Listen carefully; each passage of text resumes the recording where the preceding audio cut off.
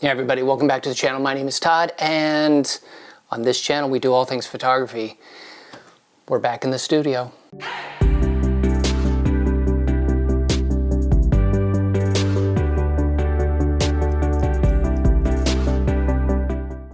Now, if you watch my channel at all, you know I love being in the studio, and I'm gonna try to clear out a little bit of space in my messy studio to do this shoot today. It's something I've been wanting to do for a while, and a lot of you probably know I started working for a company called Microtech Knives back in March. So my daily Monday through Friday job is doing product photography for them. So I photograph a lot of shiny metal knives, and I want to do a shoot here in the studio and show you how I photograph shiny metal. Now, ironically, when I went to college, I studied commercial photography. That's what my degree is in. And one of the projects that I did back in, I believe the class was called Commercial 1. It was taught by a guy named Leo Wilhelm. I can actually picture the guy like it was yesterday, who was the instructor. But we had to do a project where we had to photograph shiny metal, and I happened to photograph a knife, which was kind of ironic now that I make a living shooting knives. And I have completely scoured through my entire house trying to find the box that has that final project that I sent in for a grade in that class, and I can't for the life of me find it. On the back of it, I think there's the grade and why he gave me the grade and stuff. What I did find, however, was the contact sheet and the negatives. And if you can see, we shot this on film, 4x5 large format film. That again is the contact sheet. I don't know how well you can see that, of the knife. I actually still have the knife. Gave this to my son, so I had to get it back from him. But we're gonna photograph this knife. Now, on this project back in the day, I think I got a B-. And to be honest with you, it probably didn't even deserve a B-. It's not completely in focus top to bottom.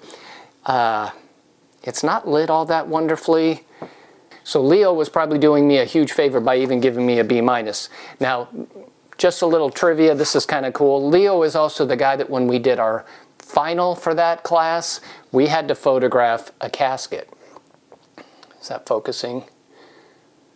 So yeah, he brought a bunch of caskets into the studio, and we had to light and photograph on black and white 4x5 sheet film a casket. That was my final. Don't know the grade I got on this because I can't find that one either. But we're going to get in and do this, and we're going to redo this knife that I did 30 plus years ago, and we're going to do it right, and we're going to do it better.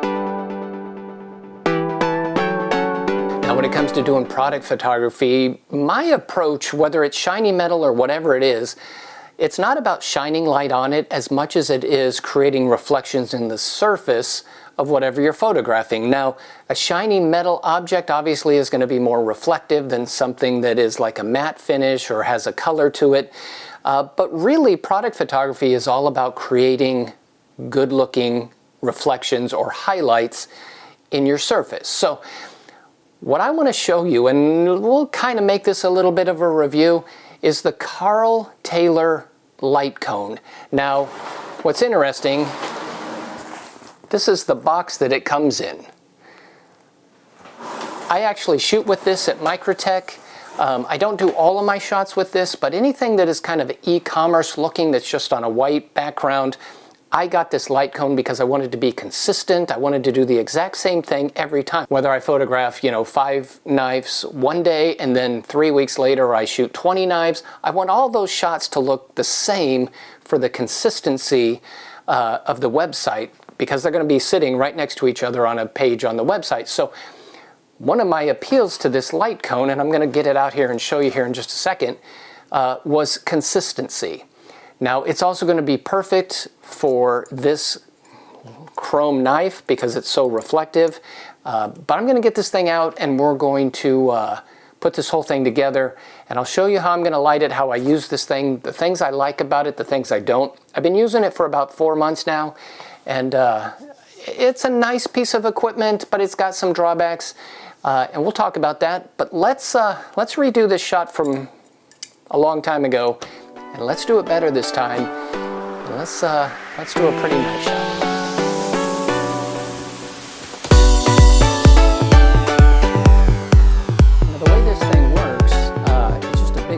plastic, and it comes in that huge box.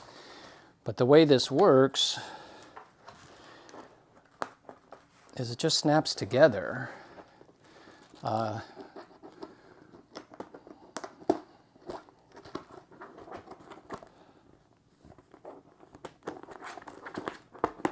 Super simple, and that's all there is to it. Now, this one happens to be the large size. I believe he sells it in 3 different sizes. That's the big one, okay? Let me show you how it works. Okay, so let me, just for the sake of demonstrating, this isn't how I'm gonna do the actual photograph. I've got an LED light, just bare bulb, shining on my subject here. So the bare bulb LED, and I said that when it comes to product photography, it's always about the reflections. And if you look at that, I got some kind of harsh reflections in there. It's not super attractive. But if I take this light cone and I put it over the subject, now all of a sudden I get these soft, beautiful highlights top to bottom. And again, there's with it, there's without it. There's with it. And again, there's without it. Now, as I set up some strobes, because I don't want to shoot this with an LED light, I want to do it with some strobes.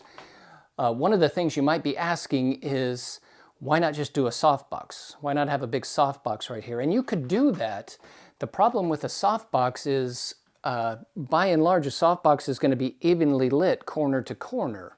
What this is going to do, and depending on where I put the light source and how close I am to the cone, I can have a hot spot on the cone that gradates off into less intense light. So you get this gradient reflection on the surface of your product rather than just this highlight that's evenly lit all the way across. And that gradient is going to be more attractive. It's going to give some more dimension and some shape. So, and I know Karl Taylor really pushes the gradient light source, I think is how he says it, the gradient highlight.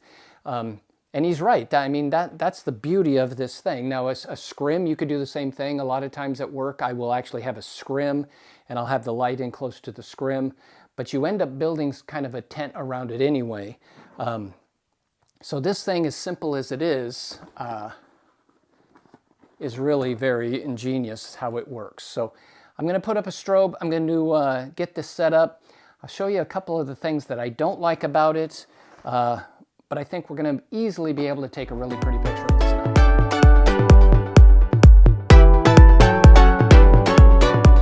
Okay, I've whipped out my trusty Godox AD100. It's kind of my go-to strobe these days. And it's going to be plenty. Even though it's not a big, powerful strobe, it's going to be enough to do what we need it to do. We're going to start with one light. Maybe can get away with one light. But we can add another light if we need to. So one of the drawbacks to this thing, though, is it doesn't have a very good modeling light on it. So we're going to struggle a little bit with what we're seeing to begin with. I've got the Fuji X-T4. I've got an 80mm lens, 80mm macro. Absolutely love the lens for product photography, so it's my go-to. I love the focal length of it. I like a little bit longer lens. That way my product is not distorted. However, in this case, you know, maybe you could do a wide angle thing and the blade of the knife gets bigger and you could do some different things, but I'm going to go with the 80 at least to start. Okay, so I think this is a vertical shot and it's going to lead me to the very thing that is my first complaint about this light cone. And as great as it is for some things, because this opening is only this big, and I'm using an 80mm lens for the sake of the compression that I want, I'm going to have to be, let's see here.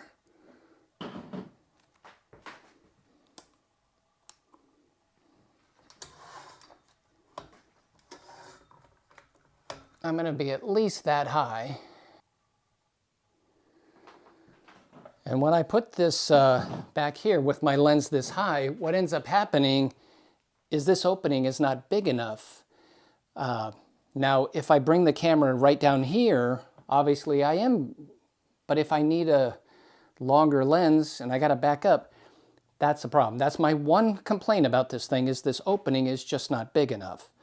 I understand the reasoning why it's a cone as opposed to just a cylinder, but if I want a longer lens and I need to back off with a bigger item, my lens is not right here looking past this, and I'll take a shot here to show you what I'm seeing, and you'll see what I'm talking about. Okay, so obviously that's a problem if you want to be up high with a longer lens like that. And the way I've worked around that is to open this thing up.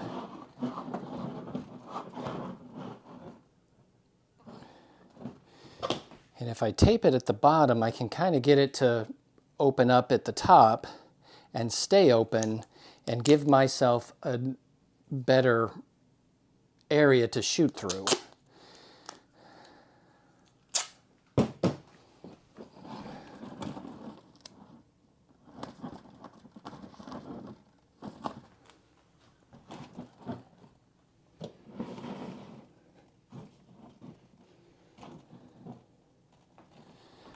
All right, so let me line the camera up there a little bit.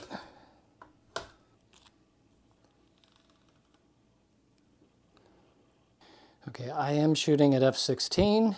Seems to be about right. Let's take another one. Okay, so here's where I'm at with just, I mean, this is just the second shot. I really am liking what's happening on the handle. This is a little bit on the hot side. And I'm not sure I'm loving this highlight that is happening in the black plex, but all of that can easily be controlled by where I put this light.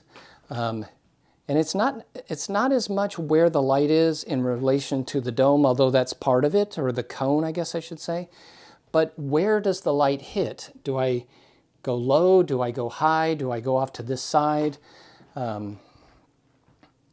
Because that's, I mean, it's just a direct reflection. A specular highlight, by definition, is a direct reflection of the light source. So it's all a matter of where I put that reflection in the product as well as the black plex. So I'm going to clean up that black plex because it gets dust all over it. I'm going to clean that up, and then I'm going to just play with the light and get it to where I like the highlight and the reflections that it's creating.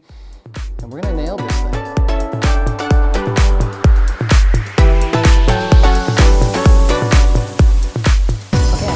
Close. And one of the things that is kind of a bit of an issue, let me see if I can show it to you. Depending on the angle that you're at, can you guys see that round black circle right there? I mean, you're literally seeing a reflection of the top of the cone. So if I wanted to be here, it's in my shot. And you can move the cone around a little bit to angle that, but if what I've found is that if your subject is big enough, it's a little bit tricky. So I've backed my camera angle back to here in order to not see that. And I've moved my light around a little bit. I think I've got it kind of where I want it. Now, something else that I found that ends up happening when you open this up so that you can see through it, this is no longer closed and acting as a fill. So if the light's on that side, and I'm going to turn this modeling light off so I don't wear my battery out, but when this is open, I no longer have that closed to bounce light back in or be a reflection on this side. So I'm going to take this white card, and just by kind of doing this, even on the outside of the cone, I'm going to create some fill, if you will, or a reflection on the bottom side of the knife. Sometimes I'll even put a bigger card up over here to do that, but I think that might be enough. Let's take a photo here. As always, it's just a little futzing and getting things the way you want them. I think I've got it though. So I added this card as a fill, and I also added this card going up higher. Okay, so let me show you what that card is doing. This is the shot, and I've lowered the ISO. I think I was a little on the overexposed side. Let's see if I can Yeah, see, I was kind of there, and if you notice the blade, a little hot. So I've got this down to, I lowered the ISO. I'm at 160 now where I was at 320, and I didn't mean to be there, so I didn't even know I was there. But I think the exposure is about right. Still at f16, but watch the handle right here when I add that fill card. Just a little bit of reflection added to that one side gives it just a little bit more shape and dimension. You can even see it up in these holes up in here.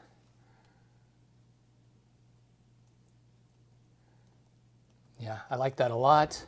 I think we're probably there. You can certainly still see some things, but I'll probably come in.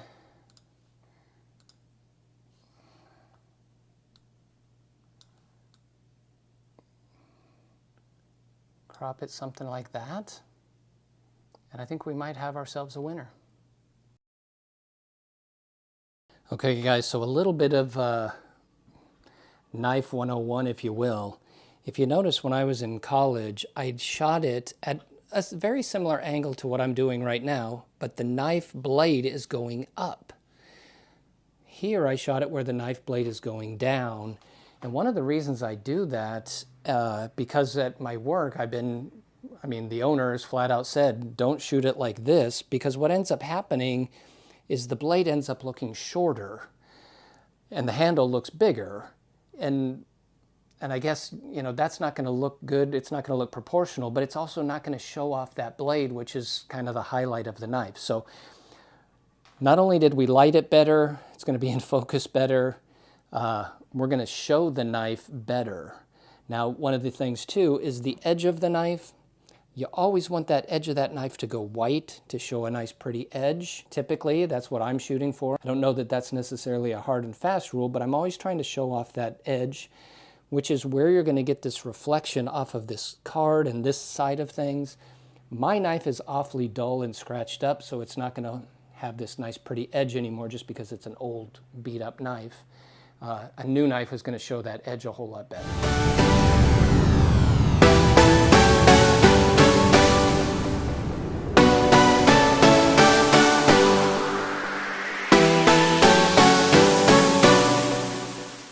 All right, guys, so there you have it. What do you think of that shot? I think it turned out pretty good. And as far as the light cone is concerned, for what it is, I really think it's a very nice piece of equipment. It's under 75 bucks if I remember correctly, certainly under 100. But again, that's the large one. They come in 3 different sizes. For quick, straightforward, nice, shiny, reflective product photography, it works really well. And in fact, it would work really well for any kind of product, but for shiny surfaces, even better. So I like it. A couple little drawbacks, and I probably should make a point to say this isn't sponsored. Karl Taylor didn't send it to me. I don't even know Karl Taylor. He doesn't have any idea who I am either. So it's just a piece of equipment that I really like to use, and I like sharing with you guys the things that I find that work and make photography easier and better. And so for what that's worth, I think in the end I took a better picture of something I did back in college 30 years ago. For what it's worth, I do have to say, back then I was just learning 4x5 sheet film, large format photography, processing my own black and white film, processing my own black and white prints. There was a lot of different variables back in those days, and I was just getting into it. So that's my story. I'm sticking with it. 30 years later, I know more what I'm doing and can take a prettier picture. But I hope that helps. If you guys have any questions, let me know. Thanks for watching as always. Give me a thumbs up if you would. If you haven't subscribed to the channel, I would highly appreciate it if you would do that. I invite you to subscribe, and I will see you in the next video.